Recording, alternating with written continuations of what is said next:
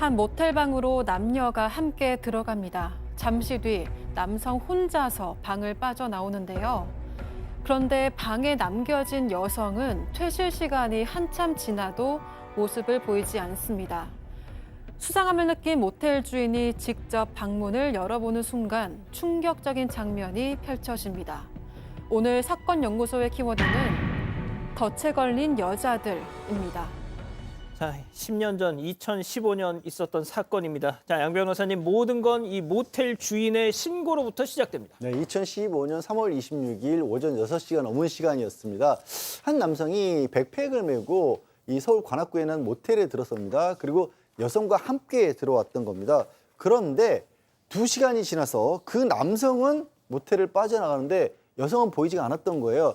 그래서 이 지금 모텔 사장님이 전화도 해보고 해도 아무래도 나오질 않아서 이상해서 방을 열고 들어가 봤더니 이불 속에서 깊이 잠이 드는 듯한 모습이었습니다. 하지만 흔들어 깨워도 일어나지 않았고 숨을 쉬지 않았습니다. 사실 이미 사망했던 상황이었고요.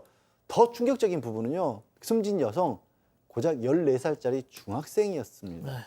그리고 CCTV를 확인해 본 결과 같이 있었던 남성은 30대 후반의 김 씨로 확인이 됐습니다. 자, 그런데 모텔 주인이 방문을 열기 전에 그 방 안에 들어간 또 다른 남성이 있었다고요? 맞습니다. 30대 김 씨가 모텔을 빠져나가고 나서 또 다른 남성이 객 씨를 찾아와서 문을 두드리고 손잡이를 돌리려고 했습니다. 잠시 뒤에는 이 모텔 주인을 불러서 기어이 그 방으로 들어갔는데요. 이 모텔 주인에 따르면 남성은 피해자의 친오빠라고 주장을 했다고 합니다. 그리고 잠시 뒤에는 동생이 일어나지 않는다면서 이 모텔 주인과 함께 방으로 들어갔다는 건데요. 이후 숨진 피해자를 발견하고 이 모텔 주인이 경찰에 신고를 했습니다. 그런데 이 피해자의 친오빠라고 주장한 남성의 말이 사실인지 하는 의문이 남는데요. 네. 경찰 조사 결과는 전혀 달랐습니다. 누구였나요? 이 친오빠가 아니라 성매매 알선업자였습니다. 연락이 끊기니까 직접 모텔까지 찾아와서 찾았던 거였습니다. 자, 일단 그 얘기는 잠시 후에 하고, 자, 이 유력한 용의자 그 김 씨 네. 어디로 간 겁니까? 네, 결국에 자신의 집에 있다가 붙잡혔습니다. 뭐 없는 척도 하고 도주도 했는데 잡혔고요. 그런데 말을 이렇게 황당하게 하는 겁니다. 내가 성매매를 한 건 맞지만 살인을 하지 않았다. 내가 방에서 나올 때 그 아이는 휴대전화로 모바일 쇼핑을 하고 있었다라고 얘기를 해요. 그렇지만 그때 이제 현장에서는 제3자의 침입 흔적도 없었고 결정적으로 그 숨진 피해자의 손톱 밑에서 김 씨의 살점이 나왔습니다. 결국에는 이제 추궁을 계속했어요. 그랬더니 자백을 했는데 아유 너무 안타깝게도 질식을 시킨 후에 수면제를 사용했다고 자백했습니다.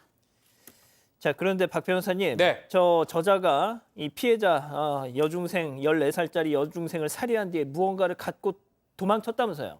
돈을 가져갔습니다. 13만 원. 그 돈은 뭐냐면 성매매 대가로 건넨 그 비용입니다. 그것을 그대로 챙겨서 도주를 했는데 더 충격적인 게 이 김 씨의 입에서 나온 말인데요.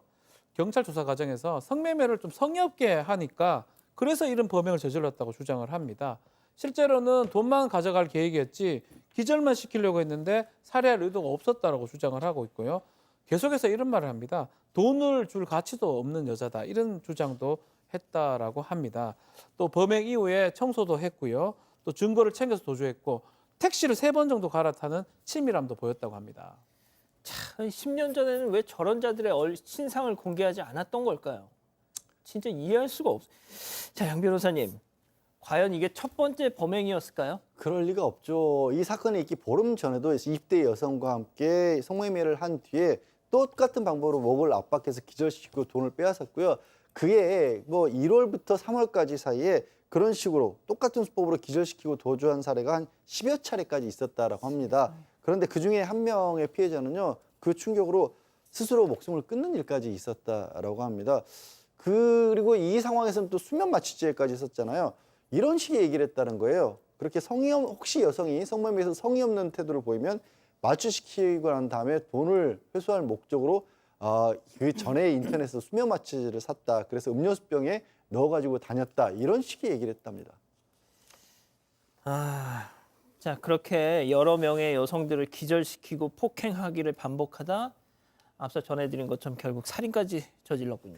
네, 하지만 1심 재판부는 김 씨에 대해서 살인의 고의를 증명하기는 어려워 보인다면서 강도 치사죄를 적용을 해서 징역 30년을 선고했습니다. 하지만 2심 재판부의 판단은 달랐는데요. 살인의 미필적 고의가 인정된다며 강도 살인죄를 적용해서 징역 40년을 선고한 겁니다. 또 위치 추적 장치 20년 부착 명령도 내렸습니다. 이후 대법원에서 이 형이 확정이 됐습니다. 자, 박 변호사님. 네. 앞서 이제 그 모텔에 그 또 다른 남성이 찾아와서 친오빠라고 주장했던 사람. 거짓말이죠. 예. 성매매 알선을 했던 사람들입니다. 가출한 미성년 상대로 성매매를 알선했던 20대 남성 3명도 결국 재판에 넘겨졌습니다. 성매매 특별법 위반이 됩니다. 이 사람들 미성년자 14세 미만 연자인지 몰랐다고 계속 주장을 했는데 법원 이거 인정하지 않았고요. 결국은 형을 이제 받게 되는데 성매매 알선책들을 대해서 모텔에 장기 숙식을 하면서 성매매를 시킨 뒤 돈을 지금 갈취했고 착취했던 건데요. 주범은 1심, 2심에서 징역 10년이 확정이 됐고요. 다른 2명은 징역 6년하고 징역 4년이 선고돼서 확정이 됐다고 합니다. 양 변호사님. 그러니까 살인자 자체는 김 씨였지만 네. 이런 성매매 알선 업자들 네. 어떻게 보면 저 14살짜리 소녀를 죽음으로 내몬 공범들 아니겠습니까? 사실상 공범이고요. 어찌 보면 더 무자비한 더 큰 책임이 있다고도 볼 수 있습니다. 어떤 사회적 경험이나 판단 능력이 없는 미성년자들을 저런 곳에 보냈을 때 다른 연락책도 없고 어떤 사람들이 나와서 정상적인 사람일 리가 없지 않습니까? 저는 사실 저 10년이란 형이 저거마저도 가벼워 보일 정도로 이제 더 이상 저런 얘기들은 10년 전이니까 가능했다고 믿고 싶습니다. 예.